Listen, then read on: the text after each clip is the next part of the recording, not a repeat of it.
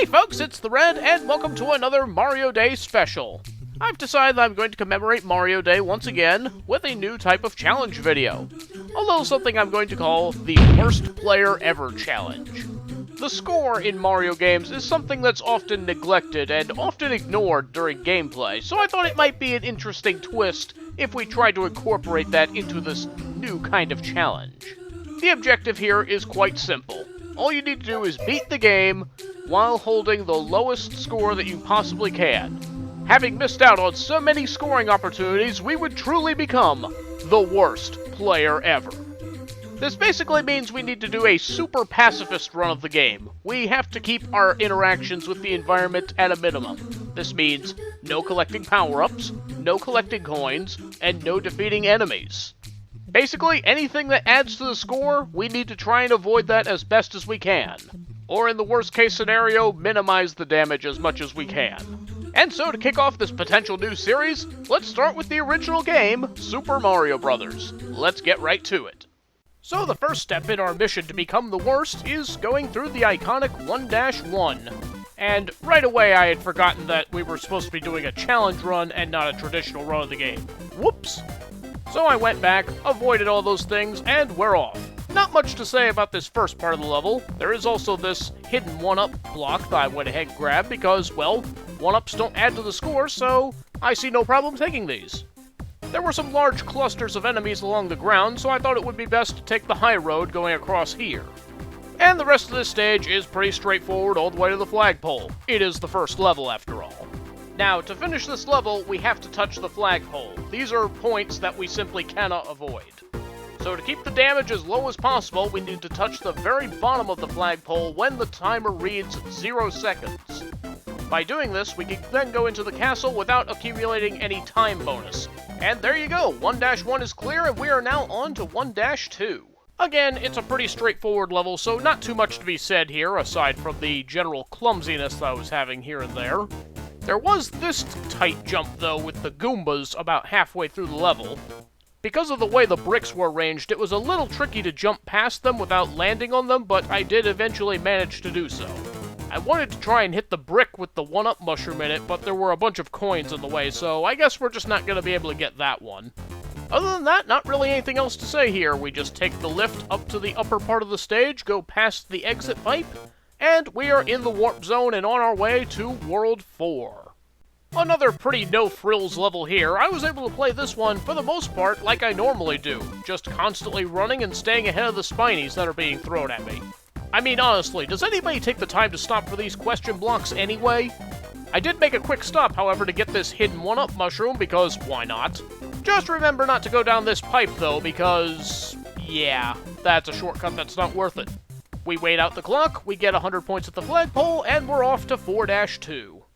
It all seems well and good at the beginning. We do have 3 Goombas that we need to lead out and then have them fall down a gap so that we don't wind up having to jump on them. But then we come to our first major trouble spot in this playthrough. We need to get to the warp zone by climbing a beanstalk that's in one of these blocks. However, to reach that block, we need to hit a bunch of hidden blocks, which each contain a coin worth 200 points. We really need to find a way to hit this block without collecting any of these coins. Luckily, I managed to jump off of this bridge at just the right time to be able to hit the block without hitting any of the coin blocks. Then I had to do a couple of quick jumps off this bridge to get up to the beanstalk without having to hit a coin block to jump up that way. It wasn't easy, but I managed to get up there, and I made it to the top and did a little beanstalk victory dance. No major hazards to look out for on the upper area, so we just go straight to the warp pipe, and we're off to World 8. This level is kinda long, and the time limit can be pretty tight, so we can't dawdle around for too long. Still, we always have time to pick up a hidden 1-up, don't we? There tend to be large clusters of enemies in this level, so getting between them can be a little tricky, but nothing we can't handle. For safety reasons, I'm going to wait until these green paratroopers jump into these pits before I move forward. But those guys are the least of my troubles. You want troubles? Oh boy, wait till you see what I have to do with this gap. There are 2 coins right in the middle of the jumping space to get over this gap. I can't jump over them, I can't jump under them, and there's no way to get around them.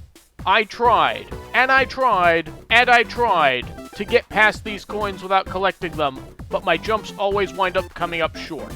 This wasn't looking good. It was looking like I was going to have to eat 2 coins in order to make this jump. But then, I got an idea. I noticed there were some Goombas that come right after that pit. I thought maybe, just maybe, if I could draw them out, and then try and stomp on them as they are falling into the pit, the little bounce that I get out of them would be enough to get onto the ledge and under the coins. This is the better of the 2 options, because those coins are worth 200 points each, while 1 Goomba Stomp is only worth 100 points. Timing it was really difficult, but eventually I did get a successful stomp in, and I landed on the other side. It did cost 100 points to make it here, but better than it costing 200 or 400. I didn't celebrate for long because the timer is really starting to run dry here. So I continued rushing to the end, being very careful of the enemies that are still coming in massive numbers. But then we had 2 more gaps that we need to make it across, and again, there are coins in the way. Thankfully, these gaps weren't as long as the other ones, so with a good running start, I'm able to do a couple of small hops to get underneath the coins and all the way across. Again, this was pretty tricky to pull off. After some careful jumps to the end, we finally make it to the flagpole with only seconds to spare. Another 100 points at the flagpole, and we're off to 8-2. There weren't any standout trouble spots in this level, but there were some tricky bits here and there, such as these Spinies at the very beginning, the green Koopa Troopas that you have to jump around under these bricks, and the randomness of the bullet bills as they come out of the bill blasters. I also whiffed this big jump right after the pipe because I wasn't positioned in quite the right way, but once I found the right spot, that wasn't a problem either. I also took this pipe as a nifty little shortcut to go further into the stage. And, yeah, there's not really much else to say about this level. Another 100 points at the flagpole, and on we go to 8-3. This level features everyone's most favorite enemy ever, the Hammer Brothers. And without fireballs to get past them, this is going to be quite tricky indeed. The ones that jump around on the bricks aren't too bad as long as they cooperate. But once we get to these ones on ground level, we're gonna have to get uncomfortably close to them. I really wish I had some fireballs right now.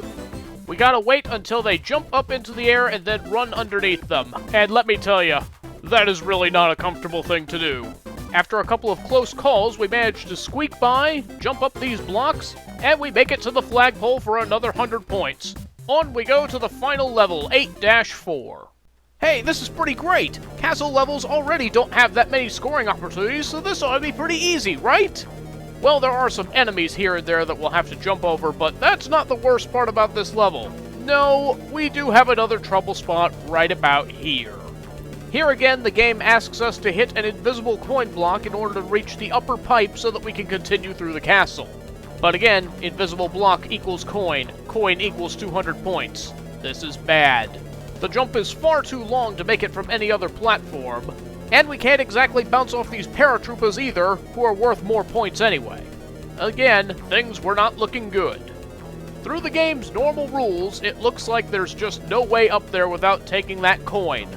However, there is a way up to that pipe without taking that coin or stomping on a paratrooper. But to do it, we're going to need to exploit a little glitch in the game. For some reason, when you jump at a wall at a certain angle, there's a brief moment, like a couple of frames, where the game thinks that Mario is standing on ground, and if we press the jump button during this frame, he'll do another jump and be able to make it up to the pipe. It's very difficult to pull it off, and your timing has to be frame perfect, but if you can do it, you can get up there without taking the coin. Well, I did manage to pull off that jump, so we are able to move on without adding to our score. After a brief run-in with some Cheep Cheeps, an underwater section, and another Hammer Brother, we finally encounter Bowser. But all we have to do is run right under him when he jumps, grab the axe, and that's it. We have saved Princess Toadstool, and we only have 600 points to our name. Indeed, we are the worst player ever. All it took was 5 flagpoles and 1 Goomba Stomp to get here. And so that's going to bring this video to a close. What did you think of my challenge? Would you like to see more of these in the future? Let me know what you thought in the comment section below. For now, thank you very much for watching, have yourselves a happy Mario Day, and I shall see you next time.